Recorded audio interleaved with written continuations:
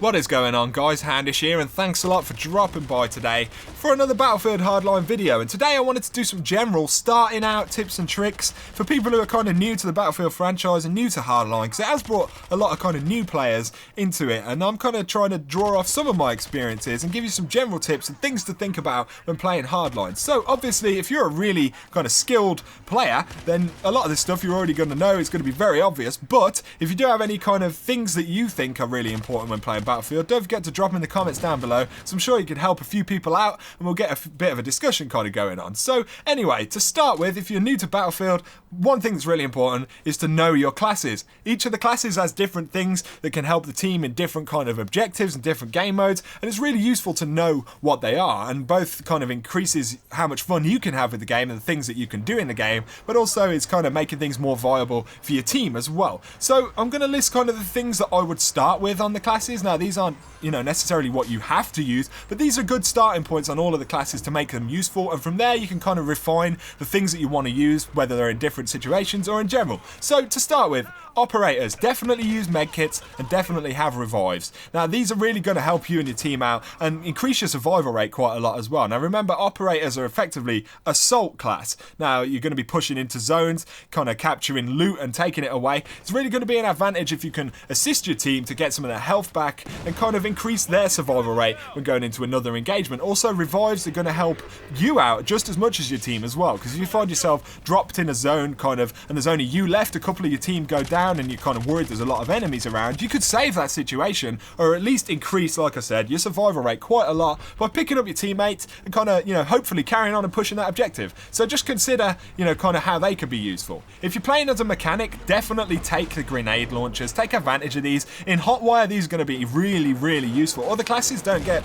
grenade launchers, so definitely take advantage of the grenade launchers. You can kind of trigger levolution events, blow them into crowds and offer kind of suppression assists or kind of general confusion if you're attacking on zones. But like I said, for attacking infantry vehicles or vehicles in Hotwire, these are really, really cool. So I would use grenade launchers whenever possible. Also, if you're on mechanic, a repair tool or a satellite phone is going to be the other absolutely awesome things to use. If you're flying kind of with infantry vehicles, if you're up in a chopper and that's what you're intending to do, kind of things like that, or go in vehicles, repair tool is going to be really useful. The same in Hotwire as well. And the satellite phone effectively acts as a mobile spawn beacon, so you can use that to kind of, create a new way of your team getting to a particular location. So if you capture a new zone, you might want to consider putting a mobile spawn beacon somewhere hidden just on the outside of it, or add one, just before you attack a zone, just on the outside of that zone. And it's kind of creating new ways for your team to respawn into that location, so if it gets attacked again, they can defend it. If they lose it again, then you can go and,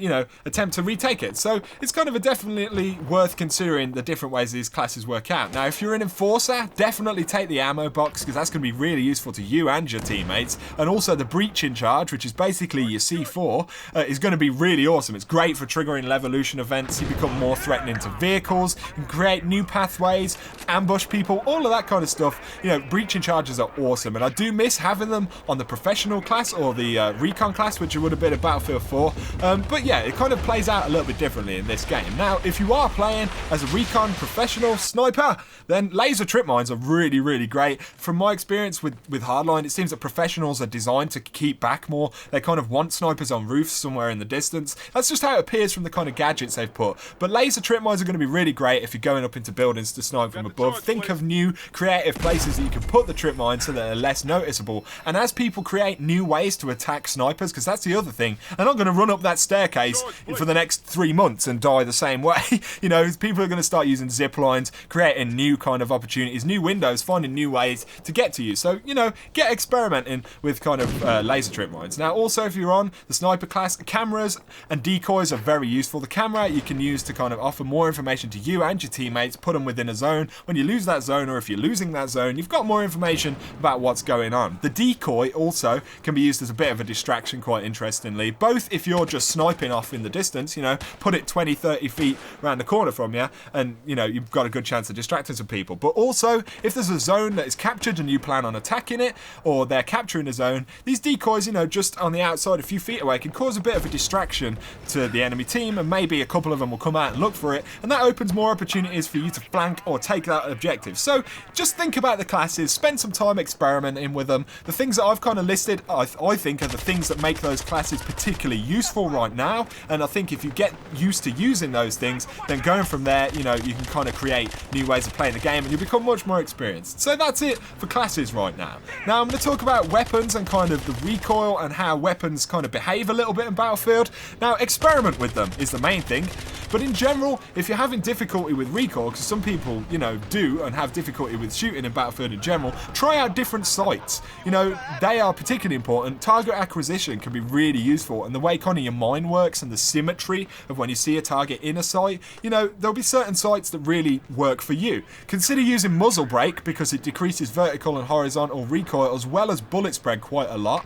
The compensator also decreases vertical recoil by nearly 40%, which is quite a lot. So, you know, if you're having those kind of difficulties, then definitely consider compensators. Also, the stubby grip is pretty awesome because it decreases the ADS spread and hipfire spread, but increases your control a fair amount as well. So, kind of, you know, spend some time, you know, practicing with burst fire or full auto fire in different ranges and kind of learning to control that recoil. It'll definitely become a big advantage to you as you get more experienced in the game.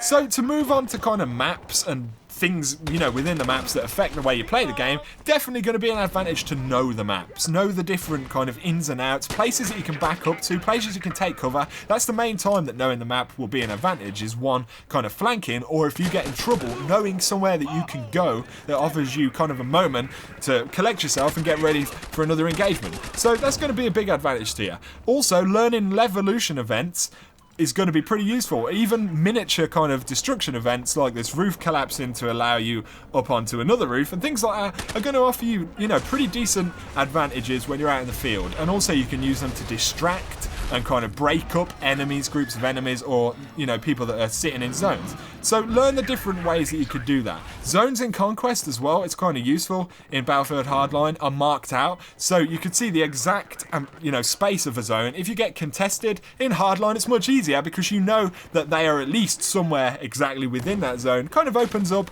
a little bit more of an opportunity for you to go hunt them down, and they're a little bit less likely to shoot you in the back, kind of thing. So it's definitely useful to know that. Also, like I was talking when I was talking about the class, use the mobile spawn beacons. If you're playing, you know, if they're on your class as a mechanic, definitely use them. Offer your teammates new ways to get to locations quicker. Also, armoured police vehicles can be very useful if you're not actually using them to attack or anything like that. If you find yourself in a vehicle that you're not really bothered about, you're just getting from A to B, try and leave that vehicle cleverly planted outside, you know, B somewhere, you know, round the corner behind a bush at an angle that no one is really attacking from, because then you've got a new mobile spawn beacon basically for your team. And if someone decides to, you know, grab it and drive off, then fair enough, but at least up until then you've got a couple more options. So I've tried to break down kind of the general starting points and the things that I think are important kind of with the classes, with the weaponry and the maps, and there's a couple of general things that I want to reiterate right here at the end. So make sure you always revive. If you're capable of reviving teammates, do your best to always do it, because it increases your survival rate, like I said, and it means your team have a lot more fun, have a lot more chance of going ahead and winning. It's generally a good thing to be doing. So revive as much as you possibly can, and then use your classes with the team in mind. Think about ways that you can kind of help the team to do various things or attack zones. Think about the gadgets like I was talking about earlier and how they can help your team, and also stick with your squad. Don't go flying off too far on your own, because there'll come a point where you get to an engagement that you can't win, and if you stick with your team you can kind of feed off the information you're getting about where they're attacking, where they're defending from. It increases your survival rate again. It's a very useful thing to be doing, and it means that as well you are useful to the team. You're there, you're present, you can revive, you can offer ammo, you can offer suppression. All those kind of things are really great. Now, another thing that's massively important and not a lot of people really